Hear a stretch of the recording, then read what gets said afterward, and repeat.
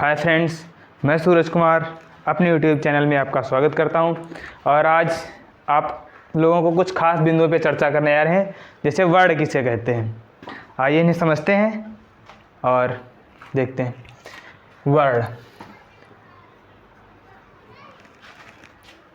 Word सबसे छोटी इकाई है जिसे अक्षर कहते हैं। वर्ड को अक्षर कहते हैं। इसके बारे में थोड़ा जानते हैं। वर्ड किसे कहते हैं? वर्ड को ऐसे लिखते हैं, अक्षर को ही वर्ड कहते हैं।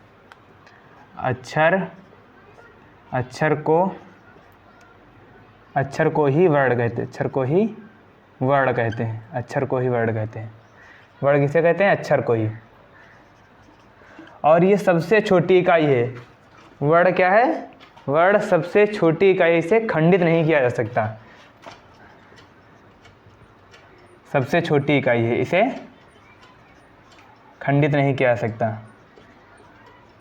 सबसे छोटी इकाई,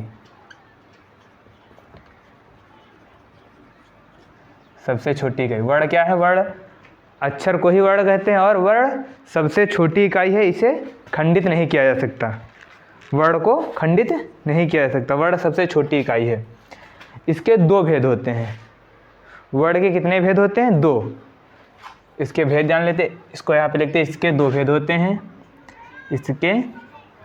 इसके दो भेद होते हैं। इसके कितने भेद होते हैं? दो। इसके दो भेद हैं। इसके दो भेद हैं। एक लघु और नंबर दूसरा गुरु। लघु और गुरु, इसके दो भेद होते हैं। वर्ण के कितने भेद होते हैं? दो। लघु, जिन वर्णों को पढ़ने में कम समय लगता है उन्हें लघु कहते हैं। जैसे आ, इ, उ। जिन वर्णों को पढ़ने में कम समय लगता है उन्हें लघु कहते हैं। और जिन वर्णों को पढ़ने में ज़्यादा समय लगता है उन्हें हम दीर्घ कहते हैं। जैसे इधर जान लेते हैं, दीर्घ। लघु यानी गुरु, जिनको गुरु कहते हैं। जिन वर्णों को पढ़ने में समय ज़्यादा लगता है उन्हें दीर्घ कहते हैं। जैसे आ, इसे बड़ा कहते हैं। ई, उ, ए, ओ, औ, ये गुरु हैं। जिन वर्णों को पढ़ने में समय ज़्यादा लगता है उन्हें गुरु कहते हैं और जिन वर्णों को पढ़ने में कम समय लगता है उन्हें लघु कहते हैं। अब इसको थोड़ा सा समझ चुके, अब पढ़ते हैं मात्रा। नंबर दूसरा, मात्रा। मात्रा किसे कहते हैं? आइए देखते हैं, मात्रा किसे कहते हैं।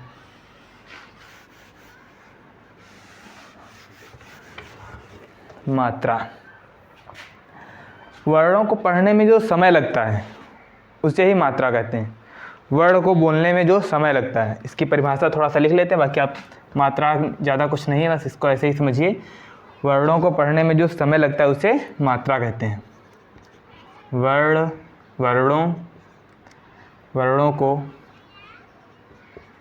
वर्णों को इसमें इंक कम हो गई शायद। वर्णों को पढ़ने, इसमें थोड़ा सा इंक डाल लेते हैं। वर्णों को पढ़ने में जो समय लगता है उसे मात्रा कहते हैं। मात्रा में और कुछ नहीं, बस इतना चाहिए। वर्णों को पढ़ने में जो समय लगता है उसे मात्रा कहते हैं। वर्णों को पढ़ने में जो समय लगता है उसे मात्रा कहते हैं।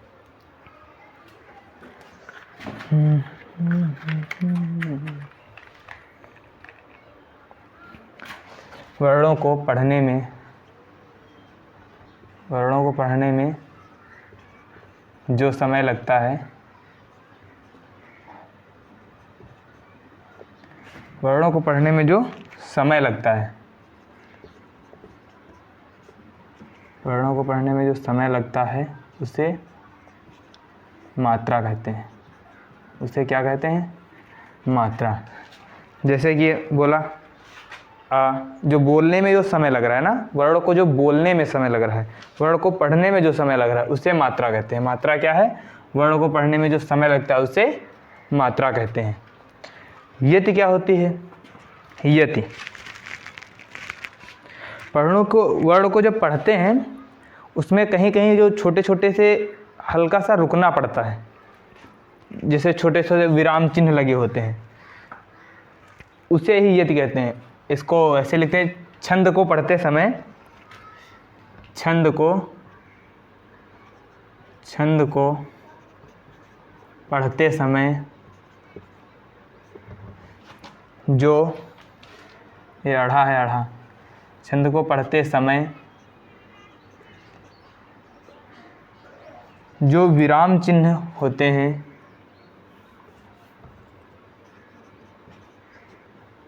और उनके कारण जो रुकना पड़ता है बीच बीच में हल्का सा, छंद को पढ़ते समय जो विराम लेते हैं, जो विराम लेते हैं उसे ही यति कहते हैं, उसे यति कहते हैं। यति क्या है? छंद को पढ़ते समय जो विराम चिन्ह की वजह से रुकना पड़ता है हल्का सा, उसे ही यति कहते हैं। गति क्या होती है? आइए गति के बारे में थोड़ा सा जानते हैं। गति मात्रा समझ चुके, यति समझ चुके, वर्ण समझ चुके, अब गति को देखते हैं। छंद को पढ़ते समय जो ऐसा लगता है किसी जैसे एक स्वर लय में चलते हैं ना, लय धारा की तरह, प्रवाह, उसे ही गति कहते हैं। ऐसे इसकी परिभाषा ऐसे लिखते हैं, छंद को पढ़ते समय, छंद को पढ़ते समय, छंद को पढ़ते समय, छंद को पढ़ते समय जो एक प्रवाह की अनुभूति होती है, धारा, ऐसे लिखते हैं। छंद को पढ़ते समय एक लय की अनुभूति होती है। ऐसे लगता है कि किसी जैसे पानी बहता है तो एक रफ्तार से बहता है ना, ऐसे ही तो छंद को जब पढ़ते हैं तो एक लय में पढ़ते हैं, उसे ही गति कहते हैं। छंद को पढ़ते समय जो प्रवाह, छंद को पढ़ते समय जो प्रवाह यानी धारा की तरह लगता है। प्रवाह का अर्थ क्या होता है? धारा। छंद की तरह, छंद को पढ़ते समय जो एक प्रवाह की अनुभूति होती है, प्रवाह की अनुभूति होती है, उसे गति कहते हैं। छंद को पढ़ते समय जो एक प्रवाह की अनुभूति होती है, उसे गति कहते हैं। जैसे कोई भी छंद हो, कोई भी गाना है जो पढ़ते समय एक लय में चलते हैं ना, धारा में, जैसे हुई है वही जो राम रचि राखा, एक लय में चल रहे हैं ना, एक धारा की तरह। जैसे पानी बहता है तो धारा में बहता है ना, एक समान गति से, या तेज बहता है कहीं कहीं, उसी तरह एक लय की जो अनुभूति होती है उसे ही हम गति कहते हैं। तुक किसे कहते हैं? आइए तुक के बारे में जान लेते हैं। छंद को पढ़ने के जो अंतिम वर्ण में जो मेल आता है, जैसे हुई है वही जो राम रच रखा, हमने भी ये चौपाई बोली, इसी के बारे में जानते हैं। हुई है वही जो राम रच राखा, अंत में राखा आया, को कर तर्क बढ़ावे शाखा, अंत में फिर खाया। तो जो वर्ण के छंद के अंत में जो उसका मेल होता है उसे ही तुक कहते हैं। छंद के अंत में जो वर्णों का मेल होता है उसे ही तुक कहते हैं। इसकी परिभाषा ऐसे लिख लीजिए, छंद के अंत में, और इसके दो भेद होते हैं। इसके कितने भेद होते हैं? दो। जो हमने नीचे लिखे, तुकांत और आतुकांत, इनको भी जानेंगे भी। छंद को पढ़ते समय, छंद के अंत में, छंद के अंत में जो मेल होता है, मेल होता है उसे तुक कहते हैं। मेल होता है, छंद के अंत में जो मेल होता है उसे तुक कहते हैं। अब देखते हैं तुक, ये दो प्रकार के होते हैं। एक तुकांत, ये तुक कितने प्रकार के होते हैं? दो। इनको ऐसे लिख लेते हैं, तुक दो प्रकार के होते हैं, और तुक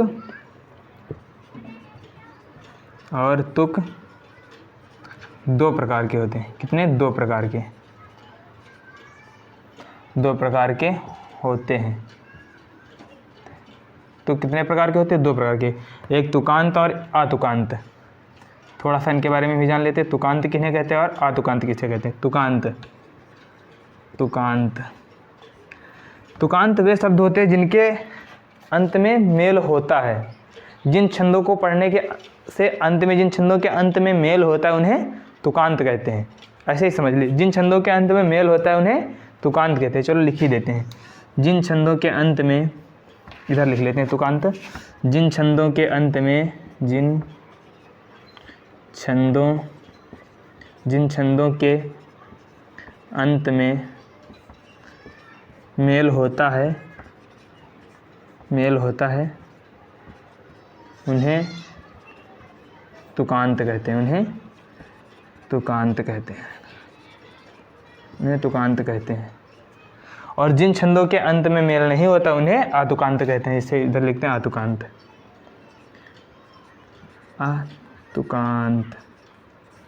आतुकांत की परिभाषा ऐसे लिख लेते हैं, जिन छंदों के अंत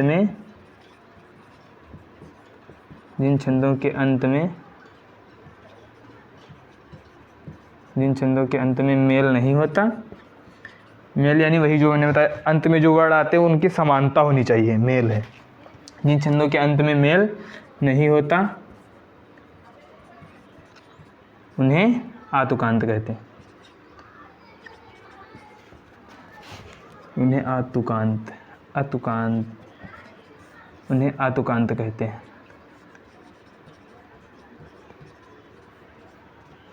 थोड़ा सा लघु और गुरु के बारे में जान लेते हैं। इसको साफ कर लेते हैं थोड़ा सा। अगर आप लोग फ़ोटो खींचना चाहें तो खींच सकते हैं, या मैं इतना समझा ही देता हूँ कि आप उससे भी अपनी फेयर बना सकते हैं, या इसकी फ़ोटो भी ले सकते हैं। थोड़ा सा लघु और गुरु के बारे में जान लेते हैं।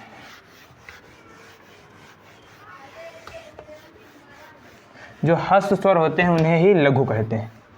लघु किन्हें कहते हैं? हस्त स्वर को। और जो दीर्घ स्वर होते हैं उन्हें ही गुरु कहते हैं। अभी हमने समझाया था, थोड़ा सा वर्ड के बारे में जब बताया था तो हमने लघु और गुरु को बताया था। जो हस्त स्वर होते हैं उन्हें ही लघु कहते हैं। हस्त स्वरों को लघु कहते हैं और दीर्घ स्वरों को गुरु कहते हैं। ठीक है, दीर्घ स्वरों को गुरु कहते हैं। तो लघु और गुरु, इसका जो चिन्ह होता है ये होता है लघु का, और दीर्घ का चिन्ह ऐसे होता है, ऐसे बनाते हैं ना, ये दीर्घ का चिन्ह है। तो वीडियो बड़ा ना हो, इसीलिए आज के बारे में इतना ही। लघु और गुरु के प्रकार, इसके भी प्रकार होते हैं, वो हम इसके भी भेद होते हैं अगले पार्ट में बनाएंगे। आज के लिए बस इतना ही, फिर मिलते हैं किसी अगले वीडियो में। तब तक के लिए बाय।